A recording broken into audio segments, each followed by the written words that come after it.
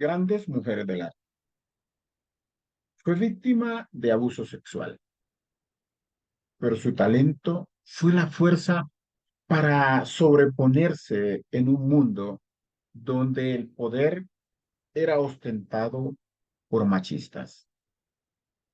Artemisia Gentileschi. Para muchos, ella era desafiante. Para otros, la primera pintora feminista de la historia, pero en realidad era una mujer atrevida y valiente. En una época en la que el poder y la primacía era patrimonio de los hombres y en el que, al parecer, muchos creían que el talento era un asunto de testosterona, esta mujer fue capaz de demostrar que la genialidad también se viste de faldas. La historia ha sido radicalmente injusta cuando de reconocer el talento y los aportes de las mujeres al engrandecimiento del intelecto humano se trata, y más la historia del arte. En el mundo del arte, ese sesgo ha sido mucho más evidente.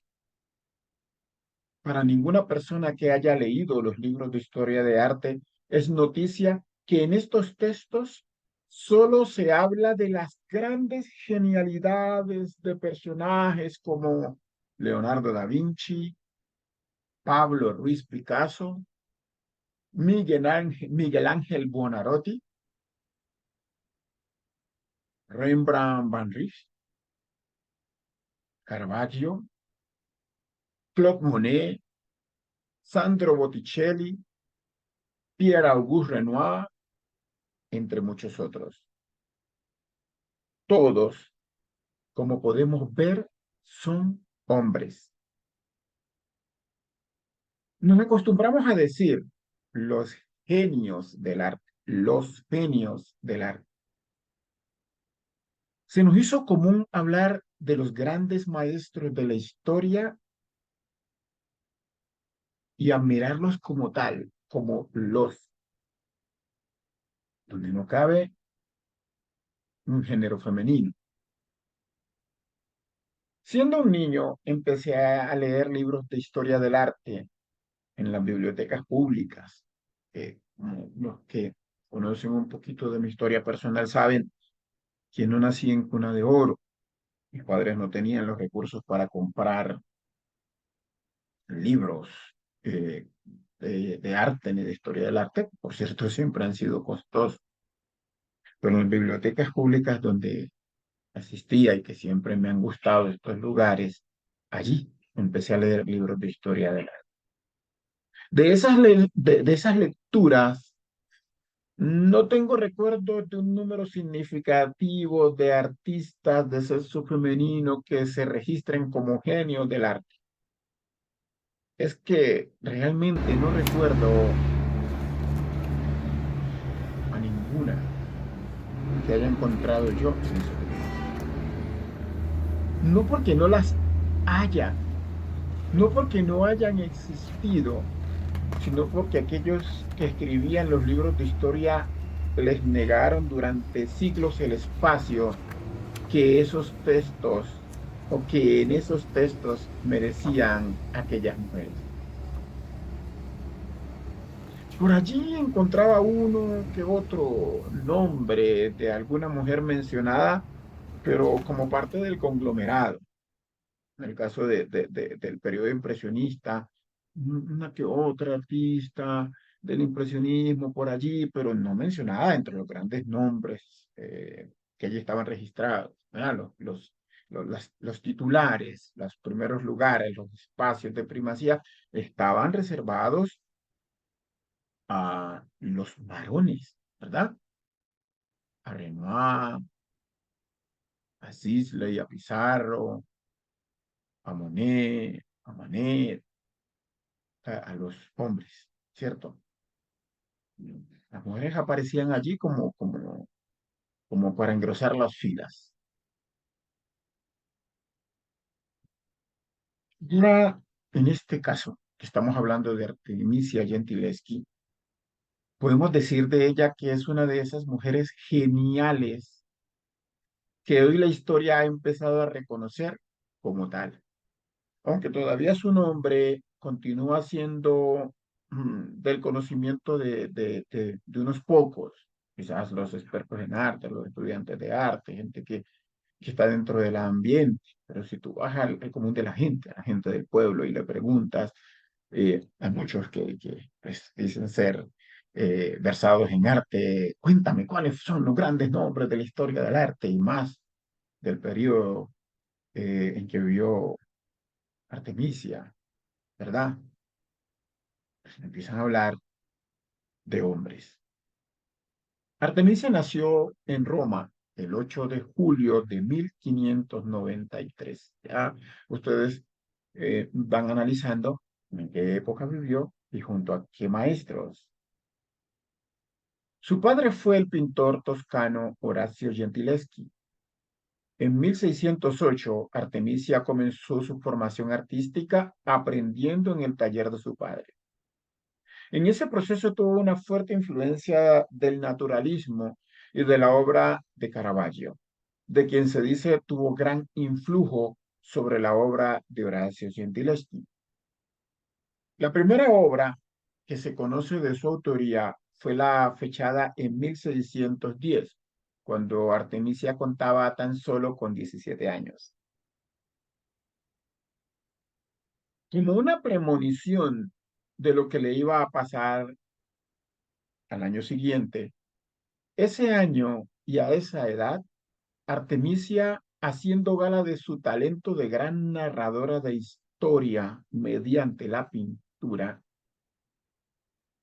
pintó la obra Susana y los viejos, un cuadro basado en el relato bíblico apócrifo de la casta Susana, esposa de un rico judío en el exilio babilónico llamado Joaquín. Cuando hablo del libro apócrifo, porque ustedes saben que la Biblia, según sus cánones, existe la Biblia canónica y la Biblia apócrifa, ¿verdad? En este caso, este relato está en uno de los libros apócrifos y relata lo antes dicho. En el relato cuenta que Susana se estaba bañando y en ese momento llegaron dos viejos a proponerle que tuviera relaciones sexuales con ellos. El resto de la historia es muy parecido a lo que luego le sucedería a Artemisia, ¿verdad? Que luego tuvo que vivir Artemisia. Un año después, ella vivió una experiencia brutal, terrible, que marcaría su vida para siempre. Y fue que ella fue víctima de una violación. ¿Cómo se gestó el asunto de la violación? Su padre había llevado a la casa al pintor paisajista Agostino Taxi, quien se desempeñó por algún tiempo como maestro de la joven Temisia. Este individuo, aprovechando la confianza de Horacio para entrar a la casa, supuestamente, pues, a enseñarle a la niña pintura y todo eso, se valió de esa confianza, de ese espacio, de esa libertad de entrada y en un momento determinado en que él estaba solo en la casa, enseñándole pues en el taller, enseñándole a Artemisia, buscó la ocasión propicia para abusar de ella. El joven artista que contaba con 18 años en el momento de la agresión no lo acusó de inmediato, como era normal, ¿verdad? Las mujeres que son víctimas de este tipo de ataque, en la mayoría de los casos, se abstienen de hablar de algo que les produce dolor, angustia y consecuencias psicológicas negativas. Más en una época de estas donde había machismo, donde no les iban a creer, donde Muchas veces inclusive justificaban estas acciones criminales. Un año después, Artemisia se armó de valor y se decidió a hablar. Fue entonces cuando lo denunció. En su testimonio, Artemisia cuenta que el agresor cerró la puerta con llave y acto seguido le empujó a la cama, donde violentamente le tapó la boca para que no gritara. Él era más fuerte, por lo que pudo inmovilizarla con una mano sobre el pecho y usó su rodilla para impedirle cerrar las piernas. Ella, en la desesperación, al no poder gritar, se defendió con lo que tenía, que eran sus manos, ¿sí? Le rasguñó la cara, le jaló el cabello y antes de que la pudiera volver a penetrar, le agarró el pene y lo estrujó hasta rasgarle la piel. Esta historia que acabo de narrar es el relato que de los hechos narran los historiadores como parte del testimonio de Artemisia Gentileschi frente al tribunal. ¿Por qué? Porque después de que ella se armara de valor para denunciar a su agresor, pues vino un juicio que se le llevó a cabo a este individuo. El hombre fue llevado a juicio, aunque aparentemente a Artemisia nadie le creía. Como es común en este tipo de criminales, Agostino Tassi negó su culpabilidad. Es ya algo recurrente oír cómo casi todos los violadores aducen que la relación con sus víctimas fue un acto consentido o de común acuerdo. Eso fue lo que la opinión pública romana creía. Esa percepción le trajo a Artemisia muchas penurias, mucho dolor. Fueron 7 meses durante los cuales la joven artista tuvo que soportar el escarnio y la duda de una sociedad que desconfiaba tanto de su pureza como de la veracidad de su testimonio. Fue torturada en el juicio y sometida a un humillante examen ginecológico. Muchas cosas quedan todavía a merced del escrutinio de la historia, pero lo que no podríamos poner en duda es la valentía de Artemisia.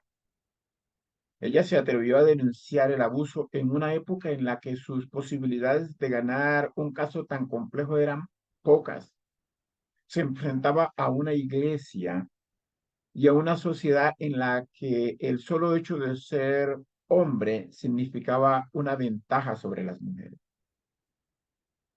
Contra todos los pronósticos, el resultado del juicio para la joven artista fue un triunfo con sabor a derrota.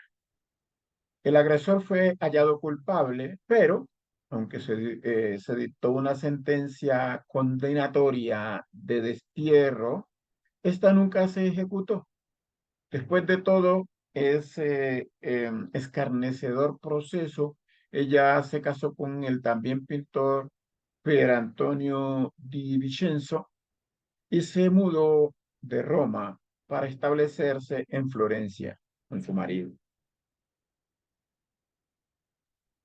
Pero este hecho en particular marcó un punto de inflexión en la historia, no solamente en la historia del arte, sino en la historia del feminismo, en la historia de las mujeres que se atreven a, a denunciar los abusos y de las mujeres que se atreven a luchar por sus sueños, a no dejarse encasillar por su realidad de mujer, sino a trabajar por algo que quieren o por lo que sea que desean o anhelen. Esa valentía de Artemisia, no solamente en el caso del abuso al que fue sometida, sino en el caso de su trabajo como artista, de su aporte a la historia del arte, al arte en general, como, como lo evidencia la historia, ¿verdad? Fue grandioso, fue portentoso. Porque hoy, después de muchos siglos, los libros de historia empiezan a registrar de manera importante el aporte de Artemisia Gentileschi. También, como lo evidencia la historia, Horacio Gentileschi era uno de los seguidores de Caravaggio. Se dice que fue tan poderoso el influjo del gran genio de Bérgamo sobre Horacio, que éste se vio convertido en el creador de un estilo conocido en Europa como el caravallismo. Este influjo caravallista, por así decirlo, se transmitió a Artemisia, de su padre Horacio, a ella, quien sin lugar a duda fue mucho más talentosa que su padre y no tenía nada que envidiarle a Caravaggio. En su estilo barroco, la obra de Artemisia adquiere un dramatismo propio. Ese dramatismo propio que de pronto le genera parecido, la une, pero al mismo tiempo la distancia estilísticamente del gran pintor de Bérgamo. Ese dramatismo se evidencia en cuadros de temas religiosos y en cuadros de temas históricos, en los que cuenta relatos tomados de la Biblia o de la historia, a los que al narrarlos pictóricamente les pone el toque de su espíritu libre, de su percepción de las cosas que no se ajusta a los paradigmas establecidos por las leyes de su tiempo. Es decir, la obra de Artemisia, aunque sigue esa línea estilística de la época y aunque sigue una cierta influencia o una importante influencia de Caravaggio, tiene su propio toque.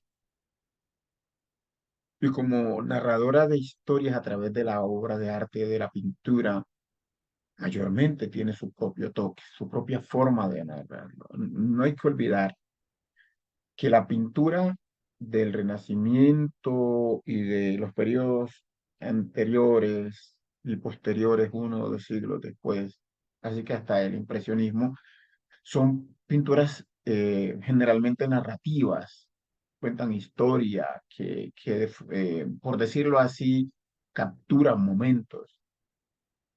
Y en esos momentos hay una historia, hay una narrativa, hay un cuento allí que se está contando de un momento en la vida de alguien o de algo.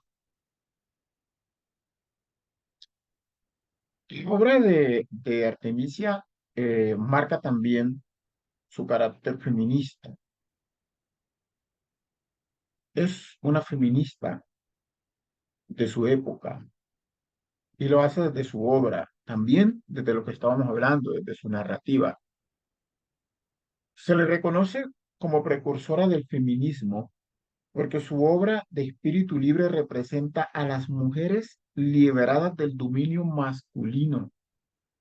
Son mujeres fuertes, independientes, capaces de tomar venganza y de decapitar a los hombres, como se evidencia en su cuadro más famoso, Judith decapitando a Holofernes.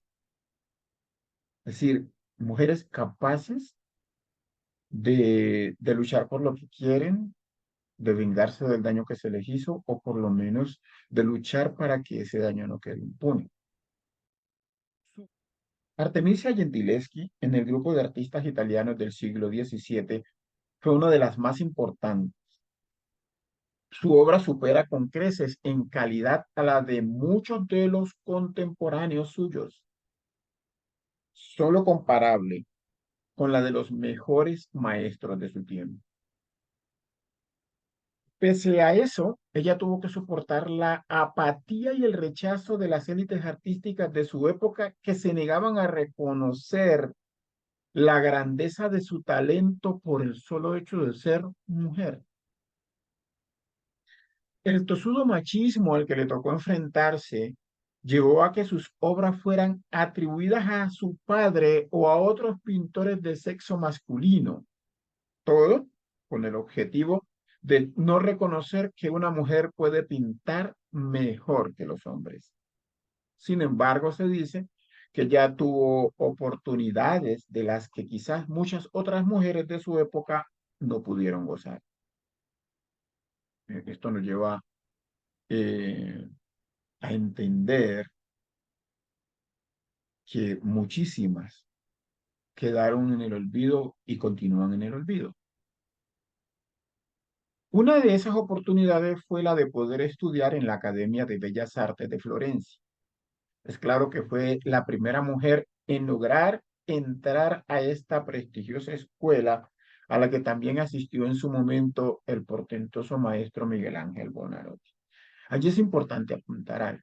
Una de las cosas esenciales en la carrera de un artista, en este caso de un pintor, es poder recibir formación, poder recibir escuela, aunque sea autodidacta, que es una forma de decir que ese individuo no fue a una escuela formal, aunque sea autodidacta, ese pintor, pintora, recibe unas influencias, sea que se vaya como copista a un museo a imitar las obras de otros para aprender a través de ellos su estilo y otros elementos estilísticos y técnicos, sea que vaya a una escuela particular, sea que tenga un maestro que en su casa le enseña, un artista que vivía en el barrio y venía y le enseñaba, ¿verdad?, en sus ratos libres y recibió más formación técnica que si fuera a la universidad.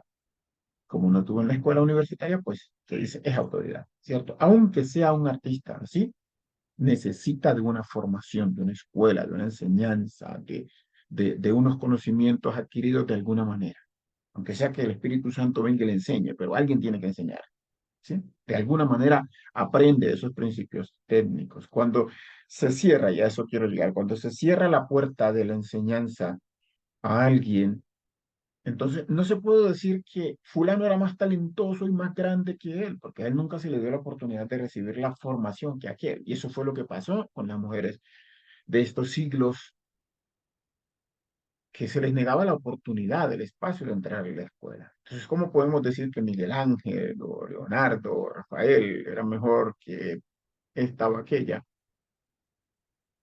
Que lo que hizo fue desde lo que pudo hacer, de lo que pudo arañar, más no exactamente, no jugaron en igualdad de condiciones, a eso quiero llegar.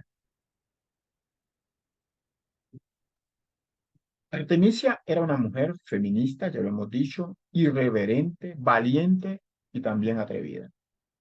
Artemisia rompió paradigmas en su tiempo y logró ser firme en sus ideas. De tal manera que hoy, después de muchos siglos, la historia siempre reacia a retratarse, empieza a reconocer la grandeza del aporte gigante de Artemisia al progreso evolutivo del arte. Judith decapitando a Holofernes es quizás su obra más famosa. Cada vez que se habla de Artemisia, muestran esa obra. Se dice que esta obra fue la venganza de Artemisia, una venganza sangrienta en la que ella libera toda la violencia que lleva dentro fruto de la brutal agresión a la que había sido sometida. Holofernes, gigantesco y fuerte, yace caído bajo el dominio de Judith y su criada, físicamente mucho más pequeñas que él, pero evidentemente más fuertes. No es una simple fuerza física, sino que lo que recrea Artemisia es la fuerza de espíritu, esa fuerza interior que ella llevaba adentro y que quería transmitir a todas las mujeres que pudieran ver su obra, aún hoy en día. La obra se basa en el relato bíblico apócrifo que cuenta la hazaña de la hermosa viuda Judith que logra seducir al general asirio Holofernes en el momento en que éste está a punto de destruir su ciudad, Betulia.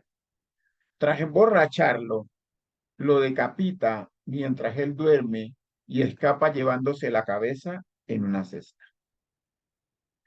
El cuadro muestra el momento en que Judith con su doncella están en plena acción de cortarle la cabeza. La fuerte mujer sostiene la espada con su potente mano derecha, mientras decapita al infeliz que con ojos desorbitados, en una expresión de sorpresa, angustia y dolor, mira en sentido contrario a su agresora. Los tres personajes están envueltos en una atmósfera lóbrega que contrasta con la luz que ilumina los cuerpos y la cama, creando un claroscuro magistralmente logrado. La obra Judith y su doncella muestra el momento en que Judith escapa llevando la cabeza de los Fernes en una cesta. Susana y los viejos cuenta la historia de la casta Susana. Hay otras obras eh, de la autoría de Artemisia que vale la pena mencionar. Bueno, todas vale la pena mencionar, pero pues, en este espacio mencionemos algunas como María Magdalena con la melancolía, eh, la Venus dormida o el sueño de Venus, o la Venus durmiendo más bien, Aurora, Lucrecia, Minerva, bueno, muchas otras obras que esta gran maestra del arte dejó como legado, como demostración de su extraordinario talento. Es el momento, ahora es el momento, en que la historia debe ser llamada a cuentas por sus injusticias para que reivindique a quienes se les robó sus derechos.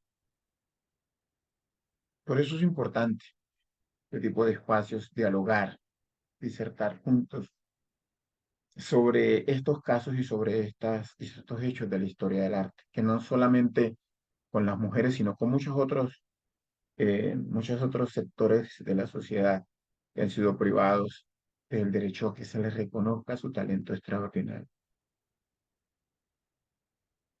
Así que les invito a que sigamos dialogando, que sigamos proponiendo temas como estos, que nos ayudan a hablar de arte, pero también de otros elementos que se han desarrollado alrededor del arte y alrededor de muchas otras cosas de la historia.